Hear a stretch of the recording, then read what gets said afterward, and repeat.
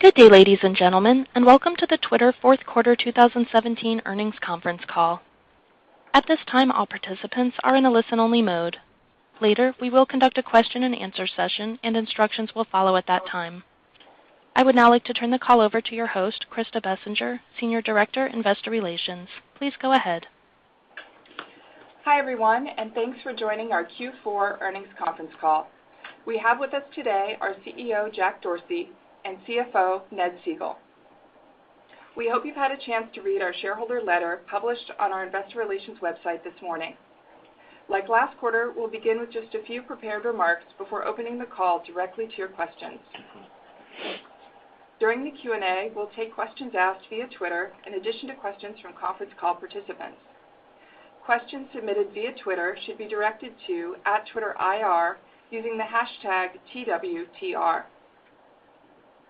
We would also like to remind everyone that we'll be making forward-looking statements on this call, such as our outlook for Q1 and the full year of 2018 and our operational plans and strategies.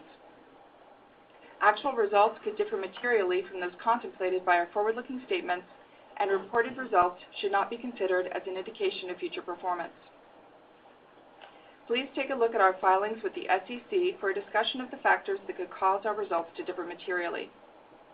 These forward-looking statements on this call are based on information available to us as of today's date, and we disclaim any obligation to update any forward-looking statements except as required by law. Also during this call, we will discuss certain non-GAAP financial measures. Reconciliations to the most directly comparable GAAP financial measures are included in our shareholder letter. These non-GAAP measures are not intended to be a substitute for our GAAP results. And finally, this call in its entirety is being webcast from our investor relations website. An audio replay of this call will also be available via Twitter and on our website in a few hours. And with that, I would like to turn it over to Jack. Good morning, everyone, and thank you for joining us today. First, I'd like to take a moment to acknowledge Anthony Netto and all of his impact at Twitter. He's been an incredible advocate for us and a trusted partner to me and our leadership team. Thank you, Anthony. We wish you all the best in your new role. Now let's talk about our results. Q4 was a strong finish to the year with a return of revenue growth, GAAP profitability, and an increased shipping cadence. I'll outline each of these in more detail. First, we're really proud to report a return to revenue growth in Q4, with total revenue increasing 2% year over year and owned and operated advertising revenue increasing 7% year over year, reflecting better than expected performance across all of our major products and geographies. This was driven by continued strong engagement growth, improvements in our revenue products, improved ROI, and better sales execution. Second, we delivered on our goal of GAAP profitability in Q4 and achieved record GAAP net margins and target adjusted EBITDA margins, reflecting our continued prioritization and disciplined execution across all of our priorities. And third, our audience and engagement continue to grow.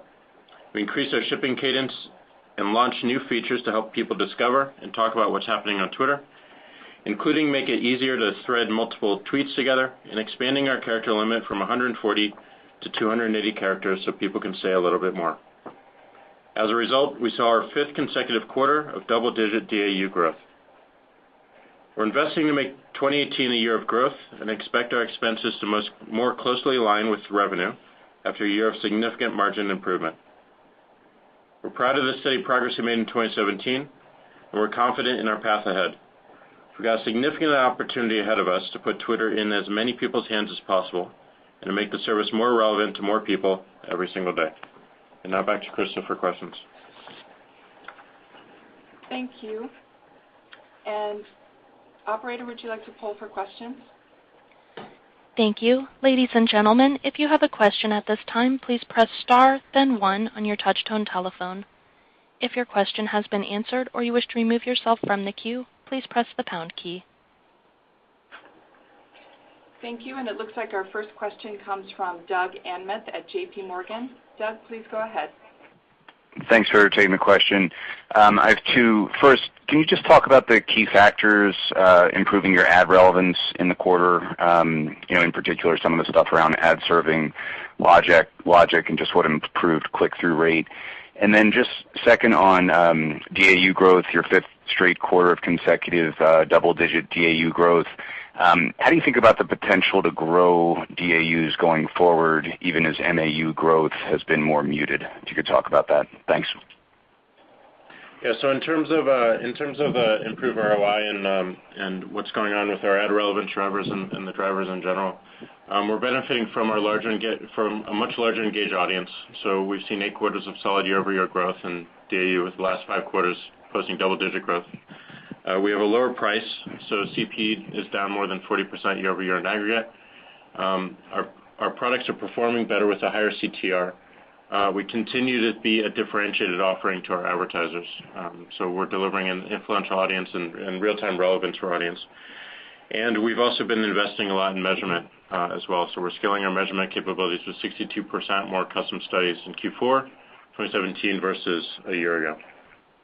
And Doug, to your question on DAU, we don't give guidance for audience and engagement growth, but we do feel like the product improvements that we've made over the last couple of years ought to continue to compound and should be a driver of audience and engagement growth going forward. Great. Thank you both. Thank you. And our next question comes from Heath Terry at Goldman Sachs. Heath, please go ahead. Great. Thank you.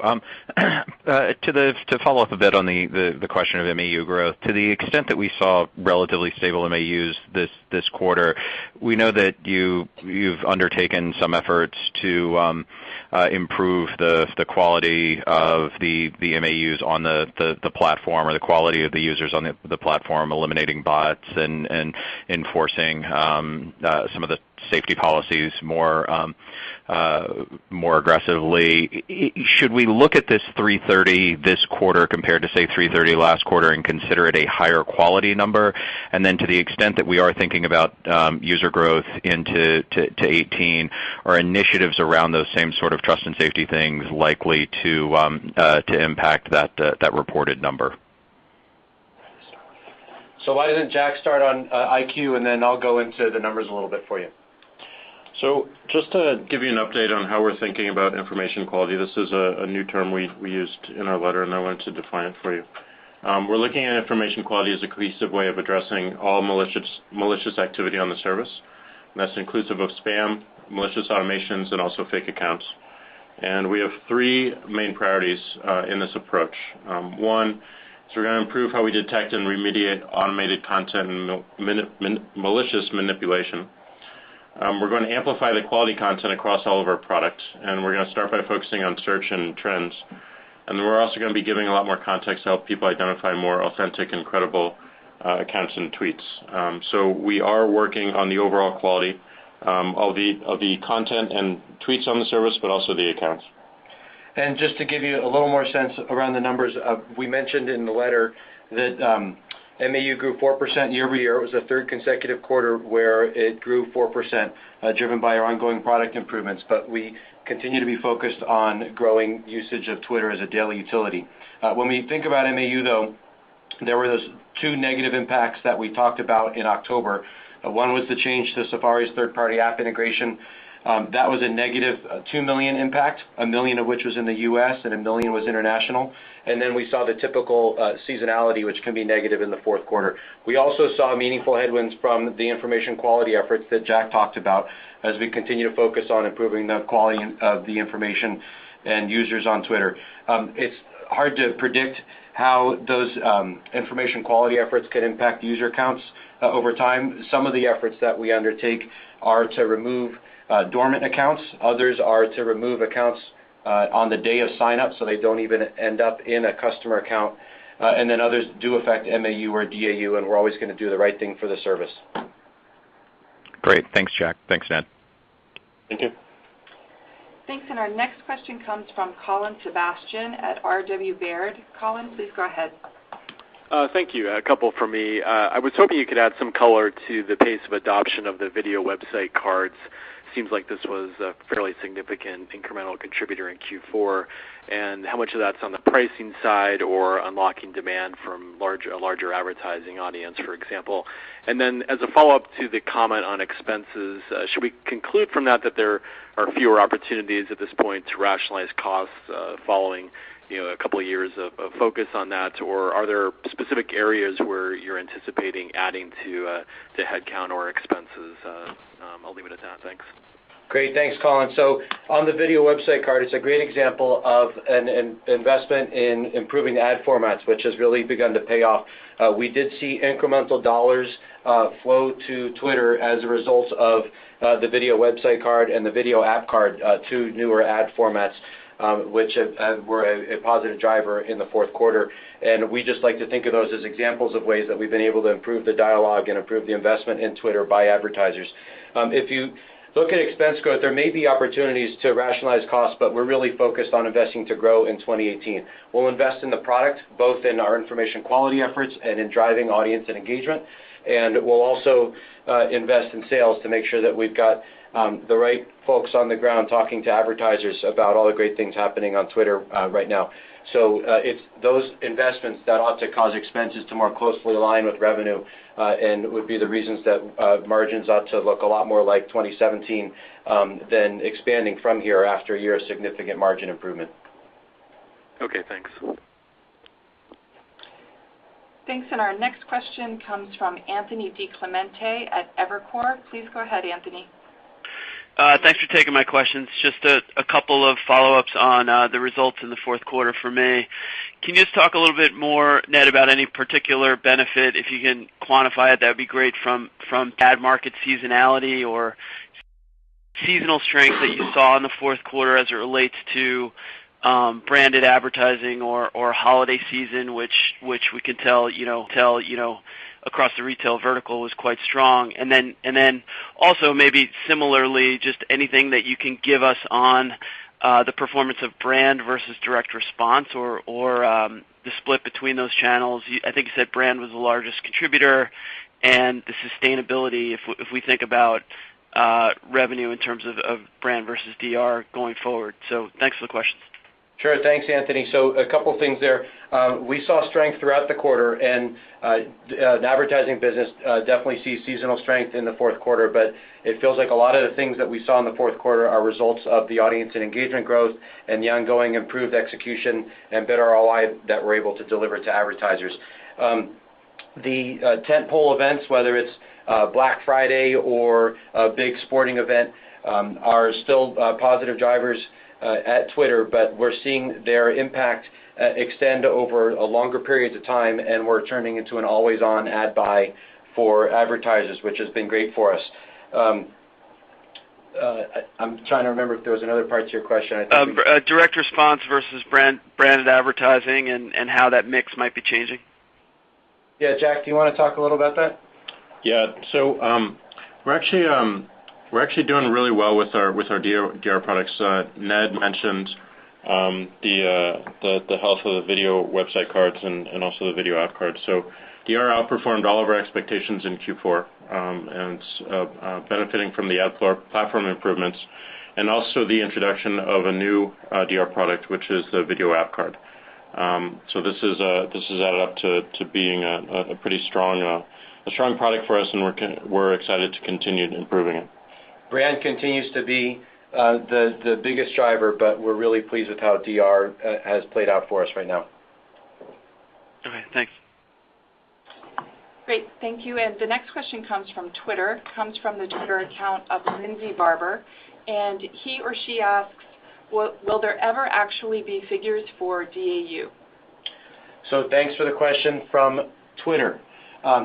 We have disclosure principles that we use to carefully weigh what we share, and they are to make sure that we're giving investors the best information we can to help them make good decisions about our stock while weighing things that impact our ability to run the business and make good decisions internally. And we have a high bar for making changes and an even higher bar for making changes inside of a year to make sure that you all are able to compare things from one period to another. As we balance those, we feel like continuing to share the absolute number of MAU, as we've done for some time, gives you a sense for a number that's higher up in the funnel, and giving you the percentage growth for DAU gives you a sense for our trajectory in driving usage of Twitter as a daily utility. We give percentages for other things too, like cost per engagement and ad engagements, to give you a sense for the trajectory there, and so we'll continue to do that. Thank you. And our next question comes from Lloyd Walmsley at Deutsche Bank. Lloyd, please go ahead. Hey guys, congrats on the solid results. This is actually Matt Diamond on Lloyd's behalf. I wanted to ask the DAU question a little bit differently. Ned, it was mentioned in 4Q that there were roughly 2 million people a day coming back to the platform. I'm wondering, does that trend still obtain, and anything we should keep in mind as we get into 2018 as far as that trajectory is concerned? Hey, Matt, thanks for the question. So we said on the call in October that more than 2 million people come to Twitter every day that haven't been on the service for 30 days or more, that 2/3 of them have been on Twitter before but haven't been for at least 30 days. So there's the opportunity to get them to come back more frequently and stay longer when they come. And 1/3 of them have never been on Twitter before. Those numbers have been really constant for a long time. They're a great way to think about the health of all parts of the funnel and the big opportunity for us to continue to drive increased usage of Twitter as a daily utility. We continue to be focused on the product improvements that we can drive to continue that momentum. Jack, do you want to talk a little bit about some of the work we're doing on the product side? Yeah, so we continue to focus on our core job, which is keeping people informed about the world. We continue to benefit from applying machine learning and deep learning to the areas of the product where people spend the majority of their time, which is the home timeline and also notifications. We're broadening where we're applying these technologies to more of the surface areas, specifically the discovery surface areas of the app. So one of the things that a number of you may have noticed is a Happening Now module at the top of your timeline. So as we get indication that you are interested in a particular team, for instance, and that team is currently playing, we will put a call out right at the top of your timeline, which you can tap into and actually see the scores or stats from the game live, and also all the conversation and all the commentary from the game as well. This is a first step in a much more cohesive strategy around events that's both inclusive of all the conversation, but also potentially live video if we have access to that. We've been talking a lot about topics and following interest in the past. This is one manifestation of that we're really excited about. And we think it really gets to the heart of why people come to Twitter in the first place, which is to follow their interest and follow what's happening. So we're looking more and more in 2018 at making interest and topics and events a lot easier to follow and see what's going on. Okay, great. And one follow-up for me, if I could. CPE looked like it was down. It was down 42% year over year. It looks like that's in the same ballpark as 3Q. Could you talk about the puts and takes for that metric going forward? So we don't give guidance around a number like that, but you're right, Matt, that CPE has been down consistently over the course of 2017. That was largely driven by mix shift, the ongoing mix shift towards video, which is our largest ad format, and continued to grow this past quarter. CPE is an important input to the improved ROI that we're able to deliver for advertisers. The other part is the ad engagements, which were up 75% this past quarter. When advertisers are getting lower costs and higher click-through rates and more engagements due to better ad formats, higher relevance, and more audience and engagement, they get a better ROI on Twitter. We've seen our CPMs be really healthy, and we expect the CPM trend to continue. And we try to think more about CPMs than we do about the inputs, that is CPE or other things. Duly noted. Thanks so much, guys. Thank you, Matt. Thank you. And our next question comes from Rich Greenfield at BTIG. Rich, please go ahead. Hi, thanks. A couple questions. First, if you're doing your job, Jack, I presume we should never have to go to an Explore tab, or I know a lot of people have talked about, couldn't they just create a video tab for all the live video? I assume if you're doing your job right, you should show me exactly what I want to see, tweets, whether that's tweets or video right in the news feed as I'm scrolling through. Wondering, as you look back on kind of the product progress you've made over the last year, how would you grade yourself and the company's progress against that goal, number one? And then two, it seems like this year you've got some pretty large kind of big events, in the U.S., obviously midterm elections, but thinking globally, Olympics starting later today and the World Cup this summer, just wondering how that kind of impacts kind of quarterly results when you think about year over year on a global basis. Thanks. Yeah, so your first question, I think, had multiple parts, which is serving our job around keeping people informed and really meeting people where they are in the timeline. One of the things to note is that the Explore tab for us is a way for us to test a lot of concepts and experiments, and we've been playing around within that tab. And as we get better and better signals, after people exhaust their timeline and go to Explore to find what else is happening, we can utilize that to actually get a lot more confident around what to put in the timeline. So the Happening Now module at the top of the timeline is one such example where we are testing and experimenting with sports in particular around making sure that when people are interested in a particular team or a particular event, it appears right at the top of their timeline, so they notice that they can tap into it. If we have a live video associated with it, it's right there and it starts playing automatically with a score. But they see the conversation, they see all the commentary, and can also share that as well. So as we learn more and as we continue to get a lot more confident around the signals and get better and better at applying technologies like machine learning and deep learning, you'll see more transition from Explore to the timeline. And our goal is to make the timeline more personalized and a lot more relevant to people. So you're right. As we continue to do our job better, you'll see more and more of that in the timeline, right where you open up the app and where you spend the majority of the time. And that has been a big focus for us for the past 2 years, is adding more relevance to the timeline and to those notifications. So I think we've been doing a really good job at that because in order to do that, we also had to make sure that the infrastructure was ready for it. And we've been cleaning up a lot of that and making sure that we can scale, and also building up a discipline that we could apply machine learning to every surface area of the product. And I feel really confident in our ability to do that. And that allows us to move a whole lot faster in 2018 and be a lot smarter about how we introduce tweets and also events and accounts to people right where they spend the majority of the time, which is in the timeline. I'll turn it over to Ned for the temple events. Rich, so you asked about events coming up in 2018. A couple thoughts there. The first is there are events at any given period that can be positive drivers for the business, both in driving people to Twitter or the event that's happening on Twitter or just the conversations happening on Twitter. In the fourth quarter, we lapped things like the election and NFL football, and still were able to grow our O&O advertising revenue 7% year over year. That was a big source of pride for us. When we look ahead, you're right, there are a number of events coming up this year, and those are great opportunities for us. At the same time, we're seeing their impact be less so than it might have been in previous periods because people are buying Twitter as an always-on ad buy, because people are buying over longer periods of time as opposed to just for a given day. And as the business and the revenues become increasingly global, some of these national tentpole events, they're still positive drivers, but their impact on the business more broadly can be less so than it might have been in the past. Maybe I was unclear. I actually didn't mean it from a revenue standpoint. I mean, the color is great. I was actually just thinking from a user acquisition issue.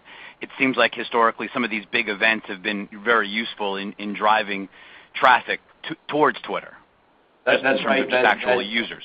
Yeah, that's right, Rich, and that ought to continue to be the case. I'll give you some live stats, by the way, which give you a sense for one of the things that we're doing on the audience and engagement side to continue to drive the numbers and also to improve the dialogue with advertisers as we give them new things to advertise against on Twitter.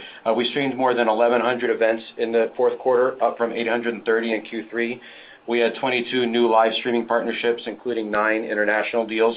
Bloomberg's TikTok is a great example of one of those. It's a 24/7 news network, which is about a month in, is averaging 750,000 daily views and more than 50 million tweet impressions since its launch.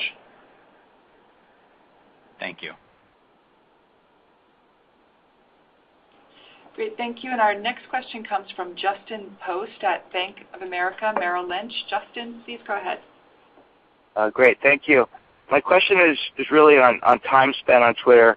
Is that something you monitor or find important? And then when you look at your time spent or activity per user, how do you think about long-term monetization versus, say, Facebook or some other social companies out there? Do you think you have a lot of room ahead on either ad loads or just where you are now versus maybe Facebook? Thank you. Great, thanks for the question. We feel good about where we are from a time spent perspective, but what we really talk about when we think about audience and engagement, and the best way to measure the usage of Twitter as a daily utility is that DAU growth, which was up double digits for the 5th consecutive quarter. We try not to focus too much on any one metric underneath that when we look at engagement because it might put too much attention on it relative to others. You asked about ad load. Ad load is typically higher in the fourth quarter given seasonal demand. It sometimes drops in the first quarter as well. When you take a step back, though, we think that overall we continue to be more demand constrained than supply constrained across the business. When you look at the fourth quarter and you see click-through rates having continued to improve and cost per engagement having continued to come down, that's driven better ROI for advertisers, and it has been a big driver for us. Great, thank you. And we'll take our next question from Eric Sheridan at UBS. Eric, please go ahead. Thanks so much for taking the question.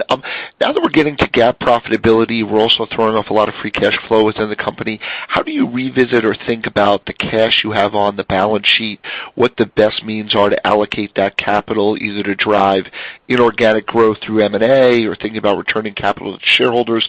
We'd just love to get a general sense of what the framework is there as you think through your balance sheet. Thanks so much, guys. Thanks for the question. We're really pleased with the $550 million of free cash flow that we generated for the year, and we try to every quarter look at our capital structure and make sure that it's appropriate for the business and the opportunities that we see, and there are no changes to our thinking today. So nothing new to report there, Eric. Great, thank you. And we will take our next question from Twitter. It comes from the Twitter account of Hardeep Kehra. And Hardeep asks, is there less confusion for new users since you've expanded the character limit? Thanks, Hardeep. So we have completed the launch of 280. So it's out to 100% of all existing and everyone new to the service. And just to remind people of why we did it, one of the things that we're seeing is that people would bounce up against the 140-character limit consistently and actually abandon tweets completely. So we wanted to experiment with giving them a little bit more room. And one of the things we were watching for is to see if the average tweet size would go up as a result, and it has not. People do have the room. We're seeing less abandonment of tweets, but we're also seeing a lot more engagement. We're seeing a lot more retweets, and we're seeing a lot more mentions. And we're also seeing people get more followers and return more often. So we do believe that it is minimizing some of the complexities and some of the confusion around Twitter in general. But more importantly, it's enabling people to be a lot more expressive and share what's on their mind. And that little bit of room extra has really proven to help. Great. Thank you very much. And our next question comes from Mark May at Citi. Mark, please go ahead. Thanks for taking my questions. First, you signed a number of live content partnerships over the last year or two, and I was wondering if you could comment on what impact those have had on the advertising side of the business. And then secondly, you guided for expenses to grow at a similar rate as revenue this year. But just to calibrate expectations, I think the margin comparisons are far easier in the first half versus the second half. So the question is it fair to expect, at least in the near term, we'll continue to see the benefits on margins on a year-on-year basis from the recent expense rationalizations that you've been pursuing in 2017? Thanks. Thank you, Mark. I'll take the first question. So it's had a positive impact on the advertising side. We're definitely seeing a lot of positive sentiment around around live and our streaming efforts, mainly because it really fits perfectly with Twitter's value. People come to us to see what's happening and to understand what's going on in the world based on their interest. And live video helps us be one of the fastest places to see what's happening, but more importantly, generates a conversation and shows a commentary associated with it. One of the things that is really important to us is continuing to broaden our live strategy more towards events, as I talked about previously on the call, so that whatever event is happening, whatever topic and interest that you're interested in, you can quickly get to the conversation and the commentary. In some cases, we will have an associated live stream or multiple live streams associated with that topic or that interest or that event. But no matter what, you always see the conversation and you always see the top commentary from experts within whatever field that it has to do with. So we continue to see a lot of benefit from the strategy, and we're really excited to approve and build upon it. Hey, Mark, on your expense question, so we gave guidance for the quarter for EBITDA and for EBITDA margins. And in a seasonal business like ours where the expense base might be growing from one period to the next as we add headcount to invest in our priorities, the opportunity for margin expansion comes from higher revenues, which sometimes you see from seasonal strength and other things. When we look out over the course of the year, we think that our expenses ought to more closely align with revenue than they have in the past. That was the comment in the letter that I think you're referring to as we invest for growth in 2018, but it wasn't. We didn't talk much about the quarters and how it ought to play out. We just gave you guidance for the first quarter. Great, thank you. So we will take our next question from Ron Josey at JMP Securities. Ron, please go ahead. Great, thanks for taking the question. Jack, I think you mentioned talking about investing in sales in addition to product, and just wondering if you can provide additional color here in terms of how sales is situated given efficiency is improving, direct response is getting better. That'd be great. Thank you. We're pretty happy with our execution of the sales team and overall around the partnerships team. We continue to see a lot of strength in that team.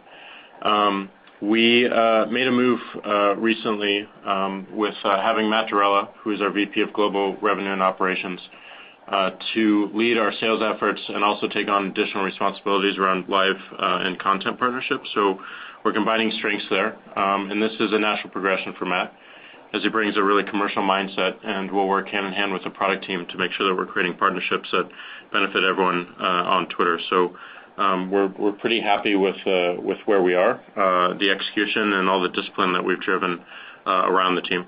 Ron, I'll add a couple things to that.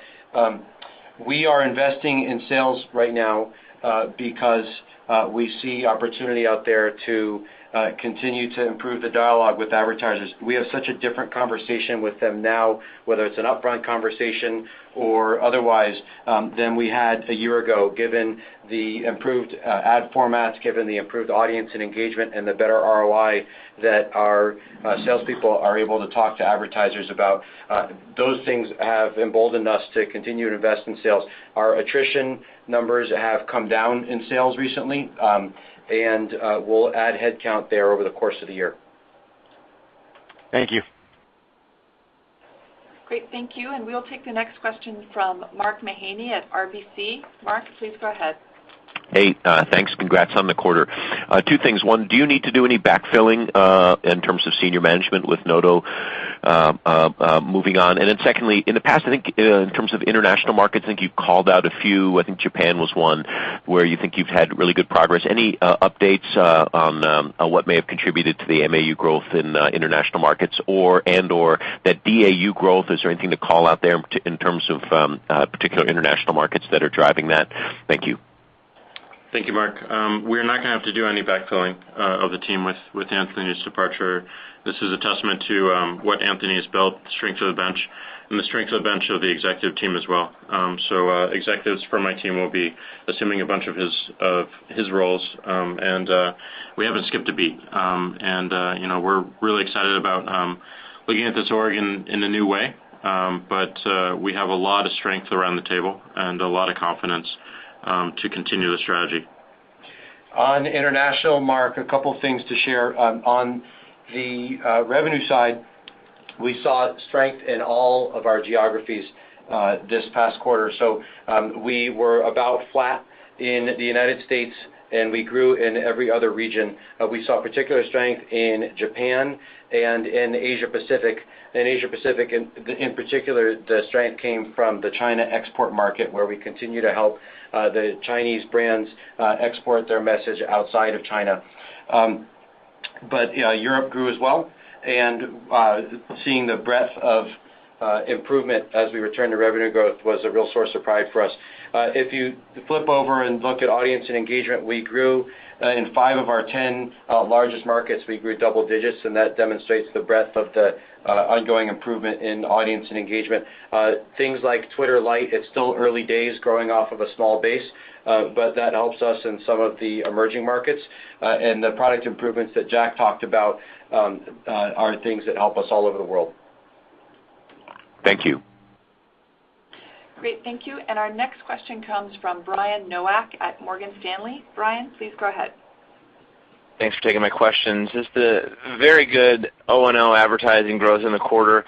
Just be curious for any more color on which specific ad categories or ad verticals kind of outside of DR that drove the strength. Then on the point on the sales force, where do you see the biggest opportunities among the advertising categories to really drive incremental share in 2018? And then the second one on the investments as we think about 2018. Jack, can you just talk to some of the friction points you still see that are causing the 2 million daily visitors to not really stick around and use Twitter as the utility that it should be that you're focused on fixing? Thanks. So on the ad formats, we saw strength across all of our major ad formats. Brand was a big driver. Jack talked about direct response as well. We were really pleased with the execution there and the fact that the success was broad-based. On sales, can you just repeat that part of the question, Brian? I want to make sure I answer it well. Yeah, it said if there's any specific verticals or categories of branded advertisers that you really see an opportunity to send more salespeople toward and saying, you need to spend more on Twitter, whether it's travel or CPG, sure. Just kind of thinking about the advertiser category. So the strength we saw from advertisers was also broad-based this quarter, but you can imagine if you're launching a product, if you had somebody's product on your network, if you were advertising towards consumers during the holiday season, Twitter was a great place to do that. But the success that we saw was broad-based. We mentioned in the past that our top 100 advertisers grew in the U.S. and internationally. That continued to be the case in the fourth quarter. And a lot of the work now is taking the message and the execution that has resonated so well with those top 100 advertisers and extending that to a broader group of advertisers. And so some of this is just having more people on the ground to get that great message out there as opposed to thinking about specific verticals. And Brian, on the point of friction, it becomes increasingly clear that people come to Twitter with a very specific purpose, which does not look like a similar purpose as they would expect from a social network. So people come to Twitter because they're interested in something, they're interested in following what's happening within that interest or within that topic. And one of the things that we don't do well today is match them with that interest very quickly. So we're looking at onboarding as one area, and specifically the sign-up flow to make sure that we take into consideration the context that they're in, where they are, when they're coming in, and what they're interested in, and match them with that interest as quickly as possible. Less and less having to do with specific accounts that they follow, and more and more having to do with matching them with that interest and topics. So everything that we're exploring in the Explore tab and around events really speaks to a bunch of this work. And we're learning a ton as we introduce these new experiments about how to introduce people and at what point to introduce people to these interests and to these topics.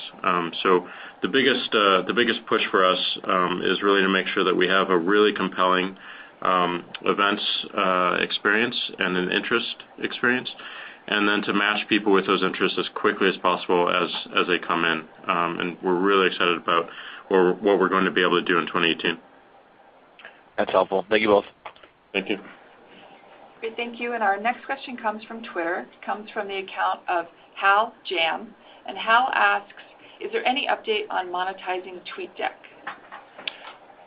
Thank you for the question. No update today. We're always looking at how people are using TweetDeck. It's a fantastic product, especially for higher volume usage.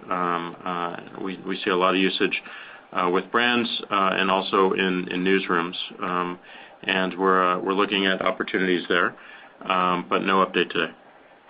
It is just a great example of the ways that we think about further monetizing the platform. The Data and Enterprise Solutions business is the best example of that, where we continue to see strength in the fourth quarter, but as Jack mentioned, nothing new to share on TweetDeck.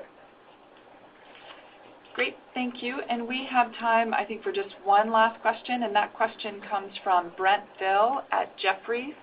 Brent, please go ahead. Good morning. I just want to follow up on Ned's comment.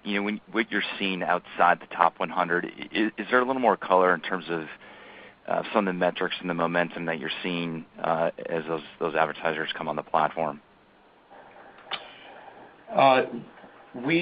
So the success with the top 100 advertisers has been driven by a few things, and if I don't get to your question, then just come back around and I'll make sure that I'm answering it. We think about the message that's really resonated with them has been the improved audience and engagement, the better ad formats and improved relevance, which have led to better ROI. The sales execution, which is just making sure that we're out telling the story and that we're measuring the success and impact that we're having with advertisers, has had a big difference, and that's one of the things that's led to our confidence that allows us to make 2018 a year where we invest to grow at Twitter. It does bring to mind something else, Brent, which I should just share. When we look out over the course of this year, we think that the sequential growth rates for total revenue ought to look a lot more like 2016 than they did like 2017, given what a year 2017 was and all the puts and takes that there were. And just to clarify, just in terms of the onboarding for the small and mid-sized businesses, can you just talk a little bit about the initiatives going forward and the momentum that you're seeing there? Yeah, so in terms of self-serve, this is still very, very early, but we're really excited about this opportunity. So we have millions of small and medium-sized businesses on the service, and we made two moves recently. One was with the Tweet Composer. We launched a new promoted tweet composer, and that simplifies the process of creating a new promoted tweet. It drove 23% increase in spend on Twitter among advertisers who had access. We also moved into beta from alpha, our Twitter Promote Mode, which is a subscription advertising product. We entered in public beta in the US, UK, and Japan, and the early results have been really positive. We've seen significantly better retention among the subscribers. So we're going to continue to look at these results and iterate those two products and look for opportunities for more. Thank you. Thank you. Thanks, Brian. This concludes today's question and answer session. I would now like to turn it back to management for closing remarks. Great, thank you. To recap, we made significant progress this quarter. We returned to revenue growth. We achieved our goal of GAAP profitability, and we reached 5 consecutive quarters of double-digit DAU growth. Thank you all for your time and your support, and we'll see you on Twitter.